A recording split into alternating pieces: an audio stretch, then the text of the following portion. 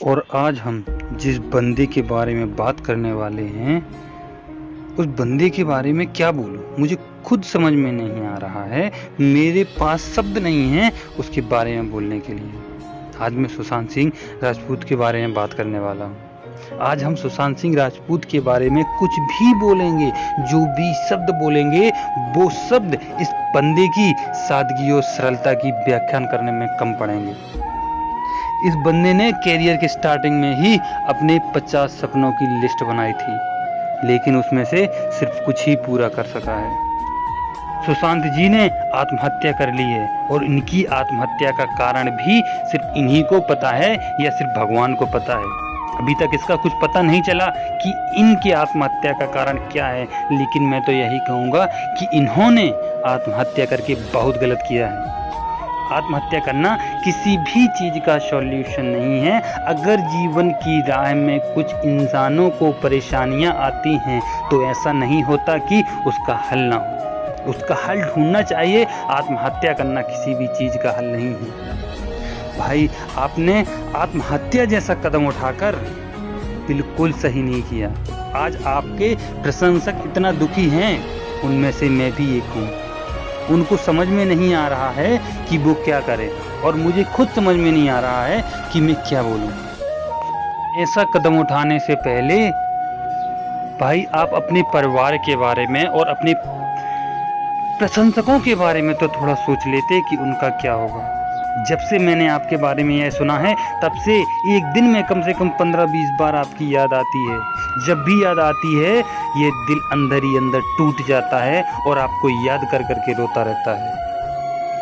अब आप तो यह दुनिया छोड़कर चले गए, लेकिन हम जैसे प्रशंसक अपने आप को कैसे समझाएं कि आप इस दुनिया में नहीं रहे। हम लोग अपने आप को समझा ही नहीं पा रहे हैं कि यह सब क्या हो गया।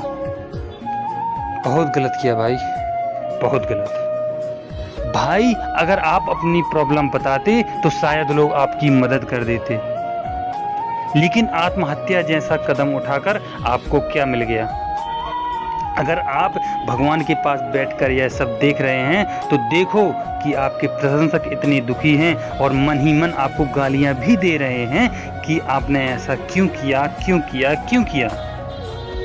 बहुत गलत किया भाई। हम लोग आपको बहुत याद कर रहे हैं। और क्या बोलूं यार, हम लोग भगवान से इतनी ही विनती कर सकते हैं कि भगवान आपको अपने घर में अच्छी जगह दे। और एक बात ये भी है कि बॉलीवुड में आत्महत्या के मामले बहुत सारे हैं, लेकिन सुशांत जी जैसे समझदार लोग, जिसने हमको छिछोरे मूवी में सिखाया है कि आत्महत्या करना किसी भी समस्या का हल नहीं है, और कुछ दिनों बाद वही इंसान आत्महत्या करता है, तो इससे हमें बॉलीवुड की सच्चाई पता चलती है कि बॉलीवुड में लोग पर्दे के पीछे कुछ और होते हैं और पर्दे के आगे कुछ और होते हैं। बॉलीवुड में कोई किसी का सगा नहीं है, कोई किसी की मदद नहीं करता। जो बॉलीवुड में लोग हैं, वह अगर किसी की मदद करते हैं तो सिर्फ न्यूज में आने के लिए और टीवी में आने के लिए। और सुशांत जी से बॉलीवुड में लोग इतनी हद तक चिढ़ते थे कि उनके हाथ से साइन की हुई मूवी 7 मूवियां उनके हाथ से छीन ली। पता नहीं इतना चिढ़ वाला इंसान कौन है कि 7 मूवियां उन्होंने उसके हाथ से छीन ली। और ऐसा भी नहीं उनके पास काम की कमी हो, इतना चिढ़ होने के बावजूद भी उनकी एक मूवी कंप्लीट है जो कुछ दिन में आने वाली है, और एक पर वो काम कर रहे थे। तब भी भाई साहब इतना चिढ़, हद होती है। किसी बंदे ने मेहनत करके इस मुकाम तक पहुंचा है, और तुम लोग सिर्फ अपनी बनी बनाई रोटियां खाना चाहते हो। और बॉलीवुड में कुछ लोग ऐसे हैं जो दिखावे के लिए शोक व्यक्त करते हैं। उनमें से एक करण जौहर भी है और एक आलिया भट्ट भी है। ये दोनों दिखावटी हैं, सारे लोग जानते हैं, और इनको समझ नहीं आता कि यह सबको पता है कि तुम लोग दिखावा कर रहे हो। ये वही लोग हैं जिन्होंने करण जौहर के शो में कॉफी विद करण में ये कहा था कि ये सुशांत सिंह राजपूत कौन है। जलने भी की वही हद होती है यार।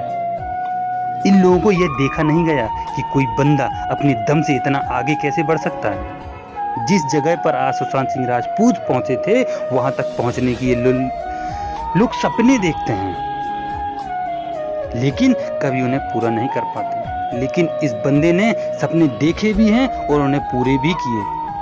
लेकिन वह इस बॉलीवुड की सच्चाई को नहीं जानते थे कि यह चीज़ दूर से देखने में जितनी अच्छी होती है, वो पास में जाने के बाद उतनी ही भद्दी हो जाती है। और रही बात सुशांत जी की, तो मैं फिर भी यही कहूँगा कि आत्महत्या जैसा कदम उठाकर आपने बिल्कुल अच्छा नहीं किया। हम आपके प्रशंसक आपको बहुत याद करेंगे।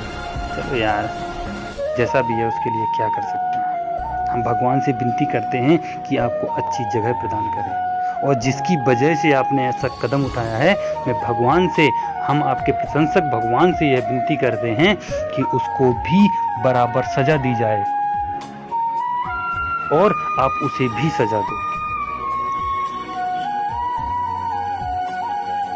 नमस्कार भाई, हम आपको ऐसे ही प्यार करते रहेंगे और आपको याद करते रहेंगे। और अगर कोई बॉलीवुड में जाने की सोचेगा तो आपके बारे में ज़रूर बताएंगे कि दूसरे लोगों ने, कुछ गुंडे लोगों ने आपको कैसे अपना शिकार बनाया। चलिए चलते हैं। जय हिंद।